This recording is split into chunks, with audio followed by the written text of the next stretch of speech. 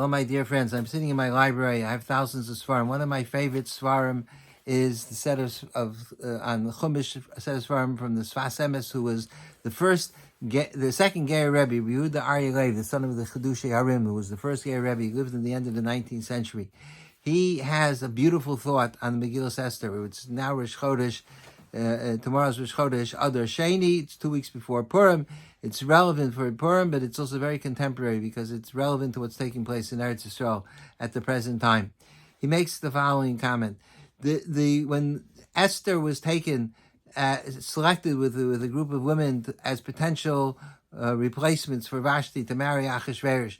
So it says, "V'chol yom v'yom Mordechai mishalch lifnei chatzar beis hanashim." Every day, day after day, Mordechai went to visit Esther, L'dasa Shalom Esther, Umay Yoseva, and to find out what was transpiring with her. Asked the Ger Rebbe. The story of the Megillah probably unfolded over a period of 4 or 5 years. There are scores of things that took place during that period of time, but they're not all recorded in Megillas Esther.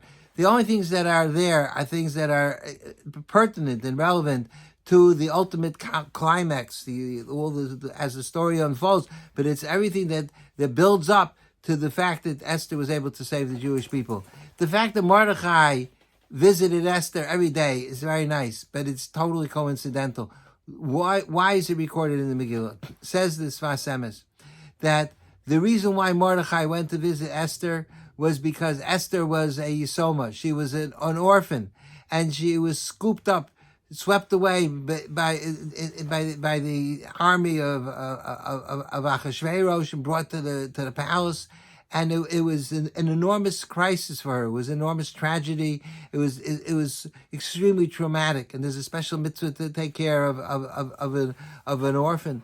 So here, Mordechai, because he was so concerned about the welfare of Esther and the trauma that she was experiencing, Mordechai made it a point of going to see Esther to provide support. But he didn't go once a week or once a month.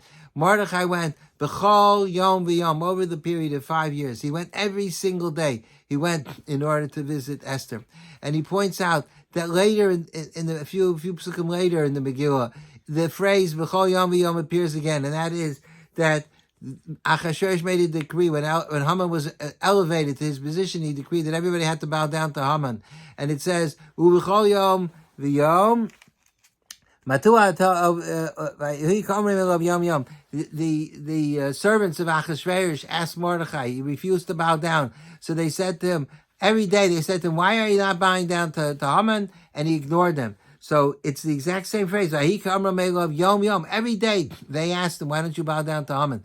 So the Sfas Emes says the two are connected. Those two phrases, those two portions in the Megillah are connected. Because what created the crisis is the fact that Mordechai refused to bow down. I mean, he did the proper thing, but Mordechai refused to bow down on a daily basis.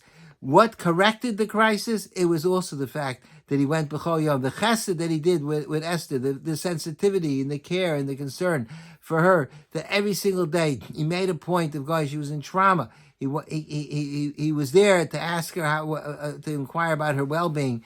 That chesed allowed him to overcome the decree that was perpetrated because he ignored Haman b'chol yom v'yom every single day. There's a tremendous lesson here, and that is there's a mitzvah to be nosei b'olam chaver. When people are going through crisis, trauma, difficult situations, financial, social, marital, the people whose dear ones. A person needs support. The community, the friends, the relatives, they're the ones that have to give support.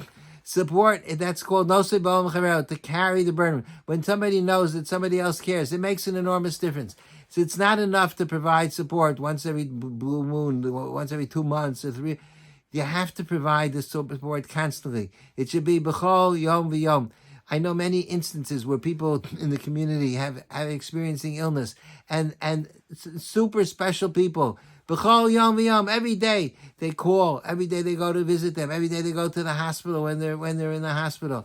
That's what the Mordechai demonstrated. That b'chol yom v'yom, that was a tremendous chesed, and because of that chesed, Klal Yisrael had a Yeshua. So that's something that we need to learn from Mordechai. So it's relevant as well to the crisis that's going on in Eretz Yisrael, and that is, people don't like to deal with problems, and they're out of sight, out of mind, and it's hard to carry the burden all the time. It's the wrong thing, though. It has to be b'chol yom. When the Jews in Israel, when our brothers and sisters, they're under such trauma, and so they're people that have been displaced for the past few years. They're people that have been wounded. They're people who lost dear ones.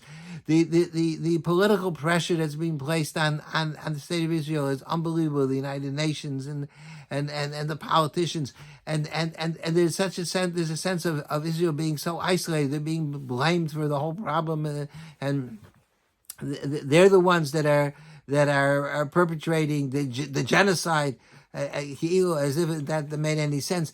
And when they're the victims of the worst crime that's befallen the Jewish people since the Holocaust, so they need support, and our support is important. It's not enough once in a while. We've all donated for all sorts of different things there. So we donated months ago. We got to donate over again and over again, and we have to be involved politically. And it's not enough just once in a while. And the NORPAC is coming up soon. The NORPAC is so important. NORPAC, we meet with the politicians, and we make a difference. Our presence.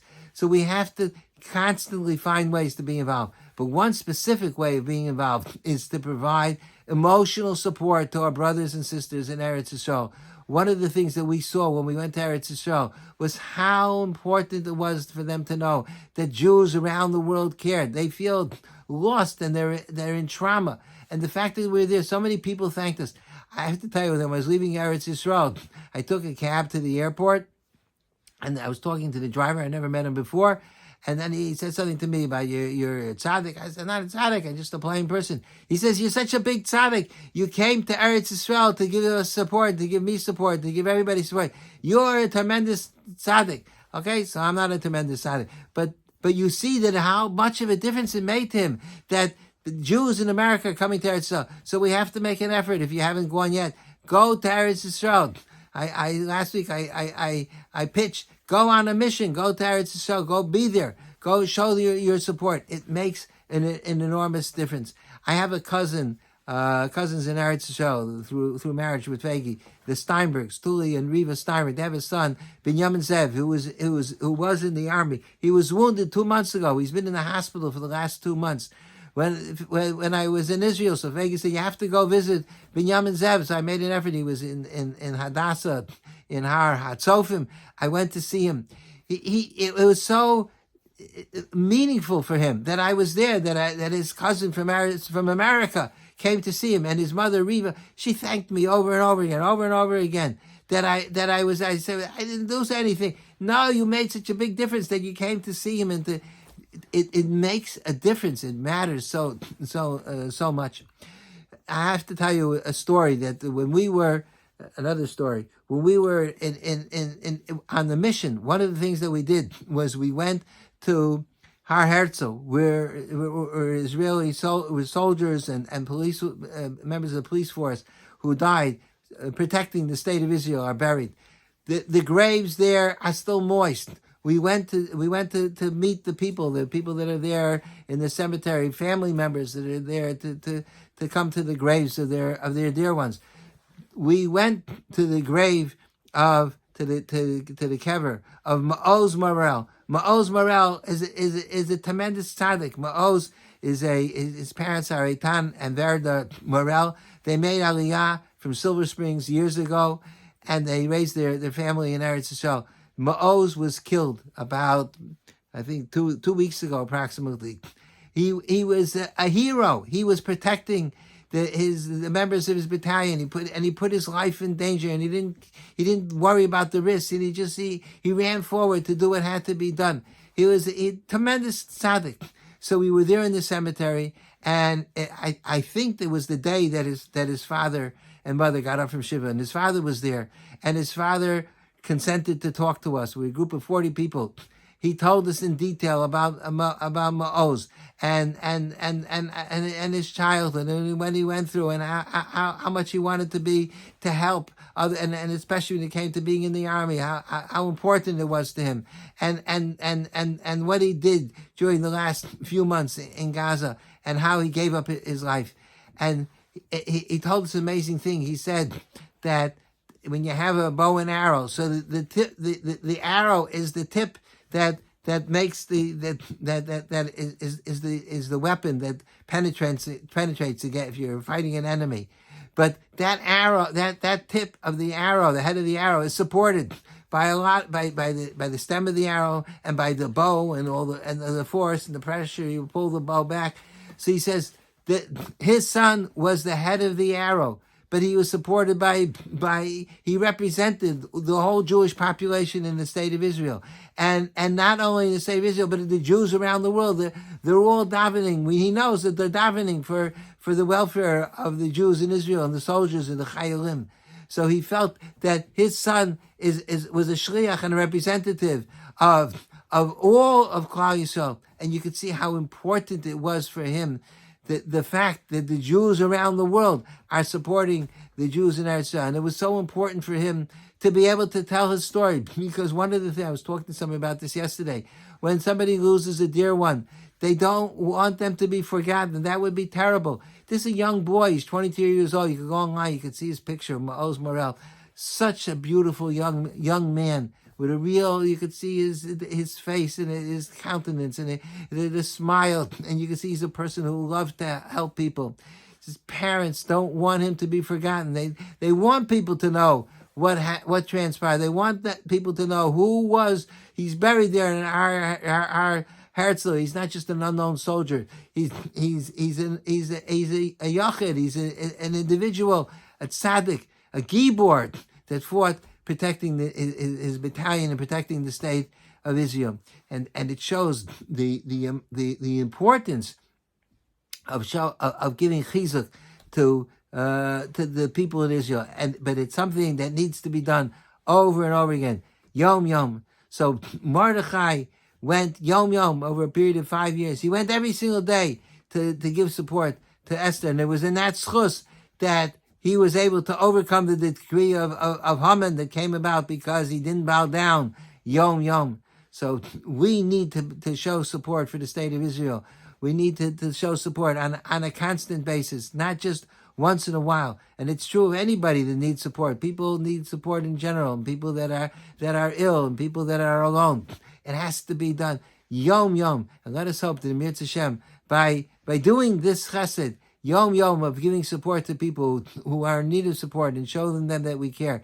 In Mitzvah Hashem, the terrible, traumatic situation that exists in Eretz Yisrael will come to an end quickly, just as in the schus of Mordechai's yom yom, the Jews experience salvation. We should also see Yeshua, and it's the month of Adar, which is the month of Yeshua, and the Yeshua, the salvation should come quickly. B'meheira of Yameinu.